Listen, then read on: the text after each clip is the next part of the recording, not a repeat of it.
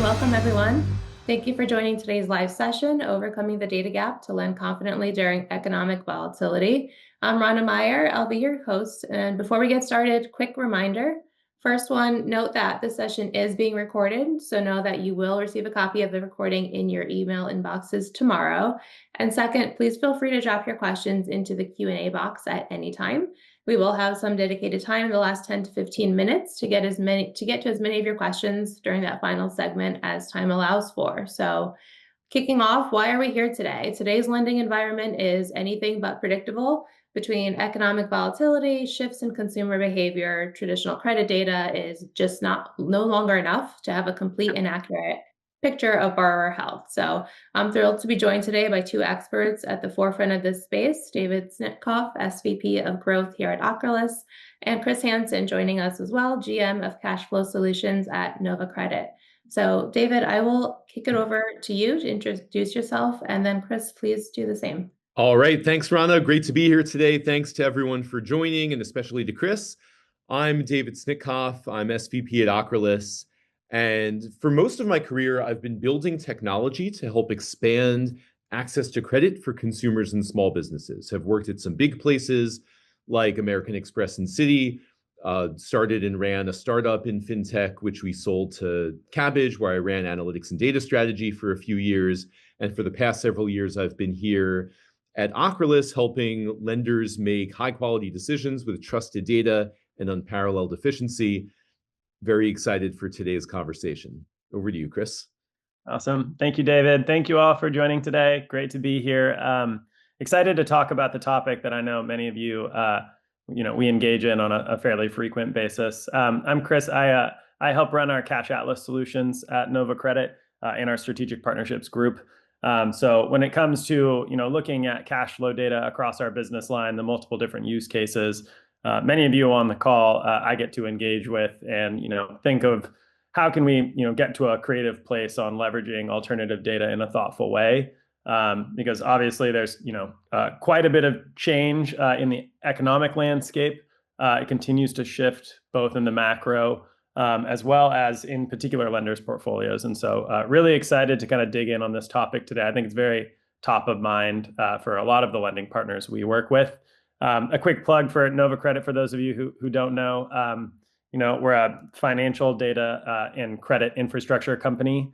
And so we work with many of you large and small, medium-sized lenders and fintechs on the call to help plug the gaps of traditional bureau data. So thrilled to be here. Thank you, David, for having us, and excited to dig in. Wonderful. And speaking of those lenders who are on the call, let's start with a quick poll just to get a pulse on who's with us today. So I'll go ahead and launch this and give everyone a few seconds here just to plug in a response. Okay, go ahead and share those results. All right, look at that. 40% other, pretty good. So I think we have, in fact, a bunch of technology providers, data providers, credit bureaus, also a good set of lending or financial institutions, including plenty of non-bank lenders. So nice, diverse crowd today. Yep. Awesome. All right. So when you're making a consumer lending decision, clearly it's extremely valuable to have a truth file of historical data, also known as a credit bureau. And so when a credit bureau record exists, it can be incredibly valuable. Unfortunately, there's almost 49 million Americans who either don't have a typical credit score, or they're invisible to the bureau, they're thin file. And so there's a gap in the data for a large portion of borrowers who, in theory, could be good customers who do have a need to access financial services, but traditional data alone doesn't completely meet the need. Yeah. This we see this, and I think we hear this from different lending partners.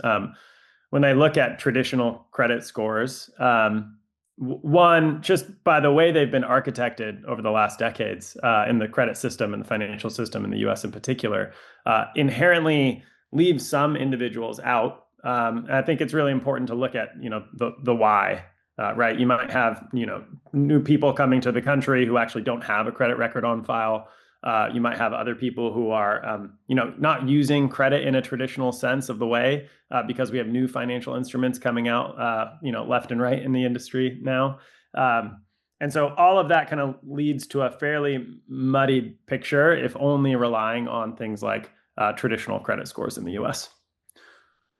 I guess one thing I would pair that with, and I'm happy to jump in on this one, David, I think when you look at the economic and market outlook over the past couple years, it has further muddied what bureau data might look like in isolation.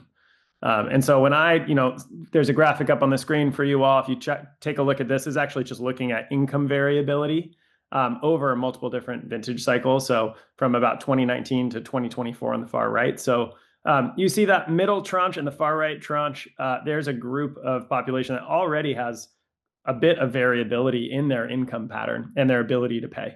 And then when you look at the people in the populations who have about the same income coming in month to month, that still has variability and makes it even harder to underwrite who you might actually bank on to be more predictive. I'll point out a nice gap between 2019 and 2022. Obviously, COVID had some clear impact on income volatility as well throughout some of those years. And so the big problem statement that I see many lenders looking at is, how do I control and think about this when both the market and regulatory and economic outlooks are changing at such a rapid pace? Yeah, and the market volatility in the COVID pandemic is a very good example of this trend where, many lenders that we worked with had many years of historical data that they used to train models and underwrite and do everything like that, which for them for a long time was very good data.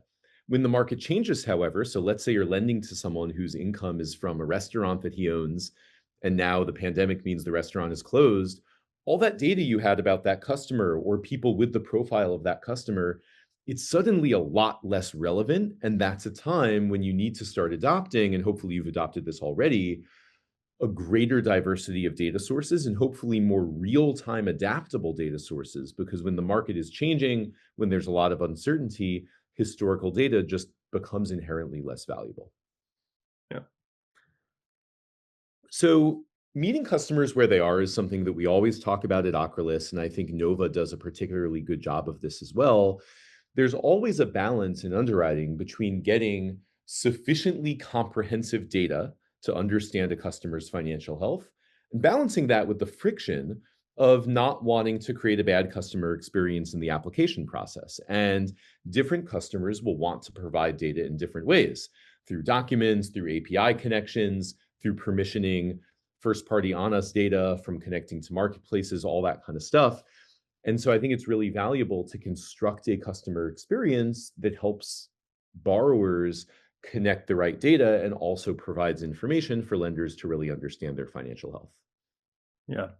Yeah, definitely. I mean, cash flow data in particular, when I look at these data sources, is obviously very top of mind for many different lenders, whether that comes in a static form of bank statements and documents, or it looks like real-time access via things like open banking. But a lot of that, the access component is a means to the end of what are the analytics that I can actually drive to have more predictability in my portfolio. And so having a redundant platform approach to the market is very helpful. And to your point, David, I think it's really, I think the mental model for many lenders is and continues to need to be one of consumer centric, right? It really needs to be, how do I meet the consumer where they are? It may not be that they don't want to provide an open banking connection because they want to submit documents, which might be wrought with fraud, which can be the reality.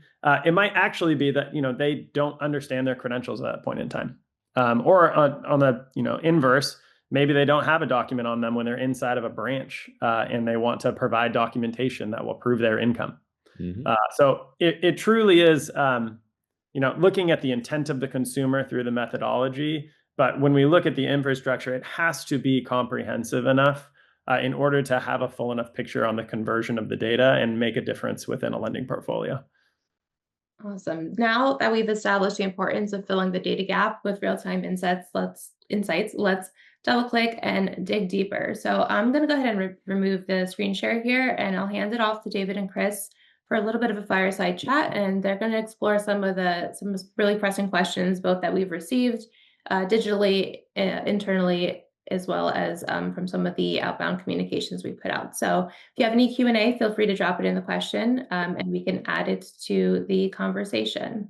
So I'll go ahead and remove this. All right, thanks, Rana. So, Chris, we talked about this a couple minutes ago, but cash flow data seems to become even more relevant for lenders in rapidly changing economic environments. Why is that, and what are some of the dynamics behind how that works? Yeah, I think I think we have to look at what traditional credit data actually does today, and just the way that it's architected in order to answer why alternative data or cash flow data in particular might be even more powerful. Traditional bureau data does inherently have a lag. So I think one of the first components of that is, what is the time series in which you can learn about the behavior of a consumer? And so when you have a furnishing cycle for traditional data that could be 30 to 60 or more days old, the real-time nature with economic events like COVID, for example, create a gap. And so traditional credit data has a gap when it comes to kind of the real-time nature of alternative data sources, things that you can get through open banking or otherwise.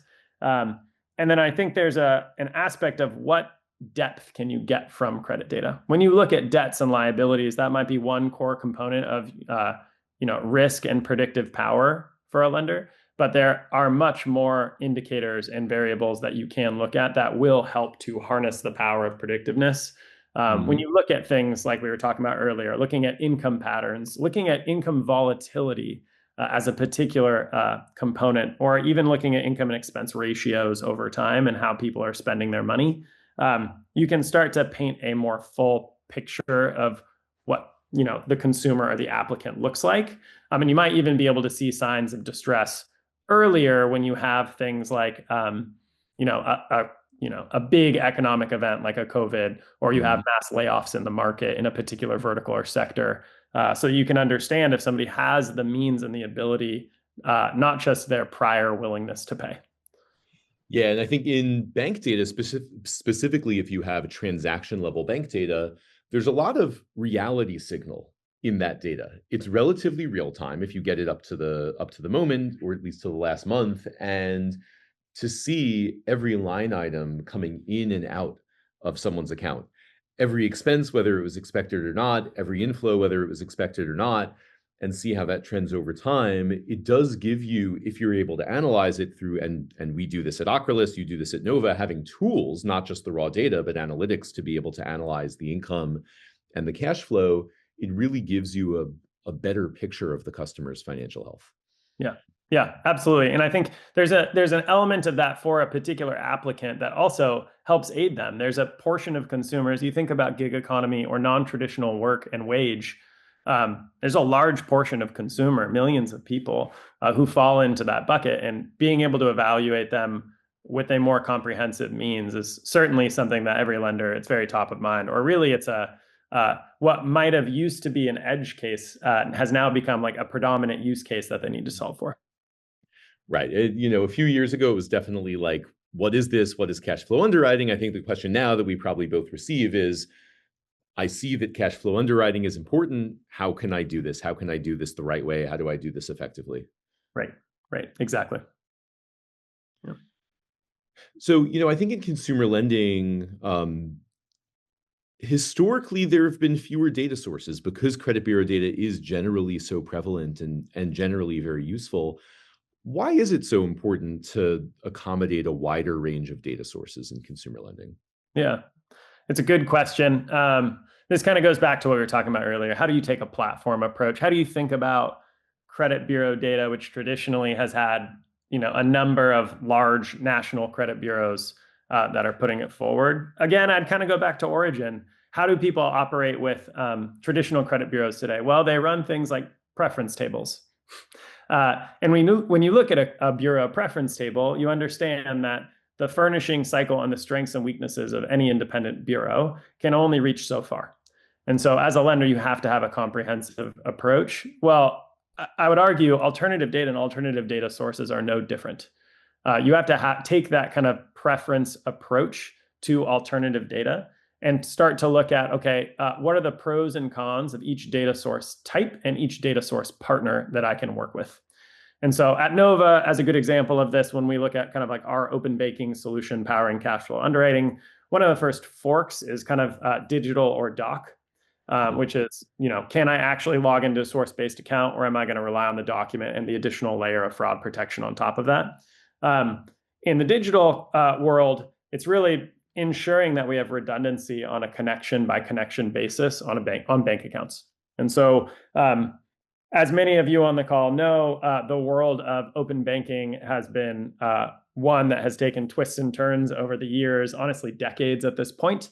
But no particular connection from one, open banking aggregation partner to the next is exactly consistent today. It is still very muddy. If you want your applicant to log into their deposit account at a Chase or a Wells Fargo, what that looks like through one aggregation or pipe partner versus another looks very, very different when it comes to conversion, latency, uptime of that connection. And so ensuring that you have stability in your portfolio not only helps the consumer get better access through things like intelligent routing on the back end, but it also helps bolster a business case internally, frankly, for those of you who are looking to get started. If you can only capture 10% or 5% of this particular population, it will be very hard to make a justification in your user journey, which is very sensitive, to start utilizing this data unless you can get to a place of, a tipping point, if you will. Yeah, and I think that tipping point is really important, from taking some of these consumer cash flow use cases from second look use cases to being in the primary data stream for underwriting, right? Right. Definitely. Exactly. And that's where it's building out that business case to have effective and thoughtful dialogue with the consumer, because it will require some version of consumer participation to get some of that data. It continues to be so. And so that journey design has to be thoughtful. And it also has to, respond and be resilient to things like market changes, right? I'll use another component of kind of market volatility is what does open banking look like in the US? How is that going to play out? What do the banks themselves starting to offer OAuth connections? What does that mean for consumers and lenders? Having a comprehensive approach to that problem statement helps. It makes you not have to pick winners as a lender or a partner. And I think that paralyzes, frankly, a lot of organizations. And so working through times of economic uncertainty, as well as kind of the internal and external battles of how do I leverage alternative data when I know there should be value there. It's one of those components where when we talk to lenders, the platform approach really resonates because of that. Yeah. How would you think about the prime use case for cash flow data? So I think traditionally, and certainly in some of the early uses of cash flow over, let's say, the past decade in consumer underwriting, there's been the idea of people with a high FICO, high quality credit bureau, they'll get underwritten traditionally. Someone with a low FICO whose credit bureau has some bad marks on it, then maybe it makes sense for them to get a second look and then pull cash flow data. I think that was the dominant paradigm for a while. Now it seems like there are use cases emerging also where there even are prime consumers, so someone with a good FICO score and a reasonably nice looking credit bureau, who might have trouble qualifying for a mortgage or a HELOC or an auto loan, maybe just because they have a non-traditional income profile. They don't have W-2 income. There's something somewhat non-standard about them, where cash flow data can help bridge the gap and provide more confidence about their financial health.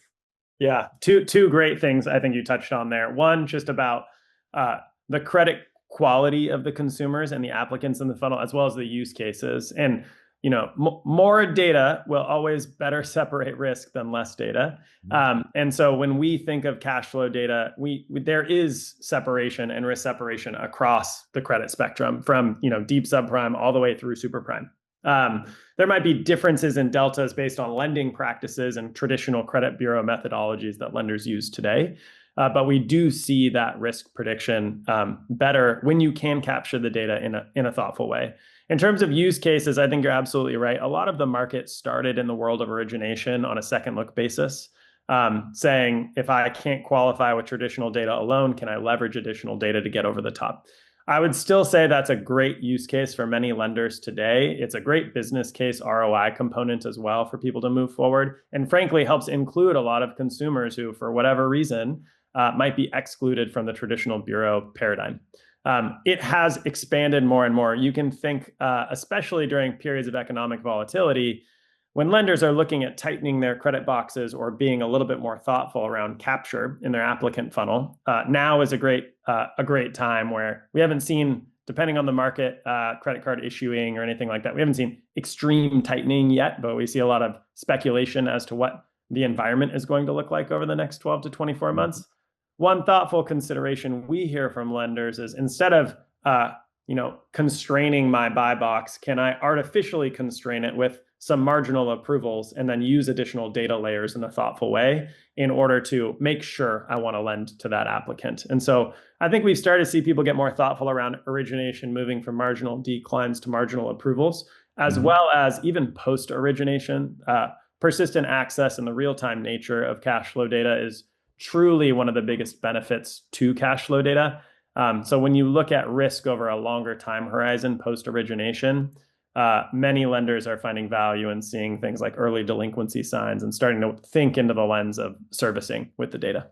Yeah, that's a great point. And I find within the industry, especially within the fintech part of the industry, sometimes people talk a little too much about the front end and underwriting and not enough about account management and servicing, and really using data and using a personalized real-time view of the customer in your account management can have a great impact on the results of a portfolio. Because generally, when a customer, whether it's a consumer or a business borrower, is in a time of financial stress, you as a lender really want to be the first lender to know that and reach out proactively and figure out how you can support that customer and get paid back. You certainly don't want to be a lender who's using lagged data, and then there's essentially no more cash flow for you by the time they get to you. That's right. Yeah, that's right. You want to be thoughtful around that approach. I mean, anybody who's thinking about how to give out more money should also always be thinking about how they collect that money as well. Yep. That's just lender principle 101, but it is, it's hard in a lot of larger organizations as well. There's, some, different P&Ls for different purposes throughout the organization. It's part of the reason I think open banking and real-time alternative data has started to be thought of as a transformational initiative within an organization, as opposed to a point solution or a siloed solution for one particular purpose. Yeah, and one more thought before we get into Q&A. We talked about customer experience and friction versus comprehensiveness of data. Have you seen any particularly effective front-end experiences that improve opt-in rates for data sharing? Yes, is the short answer. This is something that we kind of live and breathe at Nova as well, on kind of what we'll call journey design. And so actually thinking about the communication with the consumer themselves. So I'm thinking of a very top of mind example where we had one partner, in the way they were invoking consumer permission on a second look basis. We looked at that, evaluated exactly how they're communicating the intent to the consumer. Like, what exactly are you asking permission for, and what is the value of that? What's the security and the stability of them providing you that data? Because many consumers are smart enough, they understand this is sensitive data, and potentially how long will you be retaining and using that data for? They want clear and explicit communication, and they want clear and explicit intent and value add, just like anybody else would. And when you can nail those components of the workflow design and do it in a thoughtful way, we've seen, opt-in rates to the experience increase to the, 30% plus range, which is a massive amount of engagement. And then also focusing on things like redundancy to increase the throughput of that experience, so that ultimately you get more data in a better and more thoughtful way. And frankly, you build trust with your consumer. And that is a inherently valuable moment for a lender to capture somebody who's looking and evaluating products, to say, I will be upfront and honest with you. And I think, in particular in today's environment, that's, invaluable for people. Yeah, absolutely. Okay, Rana, it looks like we have some good questions from the audience. Would you like to pick a few Yeah, for us? we have quite a bit here, so I'll try and rush through these, not to rush through, but I'd love to try to get to as many of them as we can. So let's start off something regarding credit bureaus. Do you expect credit bureaus to have consolidated credit scores that incorporate alternative data, thereby disintermediating alternative data facilitators and integrators? Mm. So I'll take this first. I think there's a couple parts to the question. I think on the first part, yes, and I think some of the credit bureaus have talked about this, that they either have introduced or are introducing scores that incorporate data that is not typical credit bureau trade line data, whether that is cash flow banking data or rent payment data or other subscriptions or things like that. And I think those efforts are underway at the bureau, some of them publicly. I don't think they necessarily disintermediate some of the data providers. And I think it very much, you still have to get the data. And this is data that, at least in today's environment, does require consumer permissioning, unlike bureau data, which functions in a different paradigm. So I think there's a lot to figure out in the user experience and the permissioning and the data rights between all these parties to really construct the right experience that uses the best of bureau data and cash flow and any other data sources. Yeah, that's a great. I'm happy to just dovetail on there. I mean, I look at some of these names. I mean, Nova Credit ourselves, we are a bureau. So when you look at traditional credit bureaus starting to do this, I think they have already started to, and I think you'd see mixed results in terms of what kind of the open banking and traditional credit bureau partnerships have looked like over the years. I think they continue to evolve, but undoubtedly every core alternative and or core credit provider understands the power of this data unequivocally. It's just a matter of where are the focus areas, what are the areas of expertise that each type of organization brings, and there's so much nuance to how traditional credit bureaus operate when it comes to furnishing and traditional data versus how do you continue to calibrate, maintain, and execute on the world of things like open banking. Wonderful. Thank you both. Go one more question in. Can you please share some examples and methodologies for commercial lenders who are looking at small businesses that have significant portions of their revenue coming in via Zelle, Venmo, Cash App, etc.? Are the business accounts on these platforms going to be viewed similar to other payment methods, or will they stay in their own category, not counted as true revenue? Yeah, this is a great question. So we see this a ton at Ocrolus. So we work with nearly 200 business lenders. We process close to 500,000 small business credit applications a month. And so we see a ton of transaction level business cash flow data. Here, the categorization really is very important. And so not every deposit into a checking account is revenue. Sometimes a deposit is just a transfer or something else.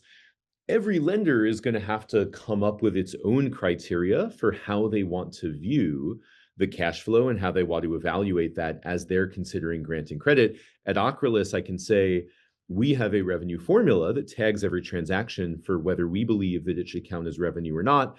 That is trained on a lot of data and feedback from the data that we've processed over time and feedback from our customers. We also give customers the ability to customize that based on their own underwriting standards. So I think my point there is that categorization is very, very important, and the more detailed data that we can get from bank statements and digital cash flow data, the better. Wonderful. Now we are at time. Derek, I did see a couple more questions on your end there, so I'll be sure to share that with Chris and David and get those responses emailed over to you. Thank you again, Chris and David. Such a thoughtful, informative discussion. Appreciate your time. Thank you again for everyone who joined us today. Hopefully you have some fresh perspective on how to fill that data gap, make more confident and inclusive decisions in your operations. So quick reminder again, you'll receive a link to this session within the next 24 hours, so keep an eye on your inbox. And if you have any follow-up questions or want to learn anything more about what we covered today, please don't hesitate to reach out. Thanks again for joining us, and we'll see you next time.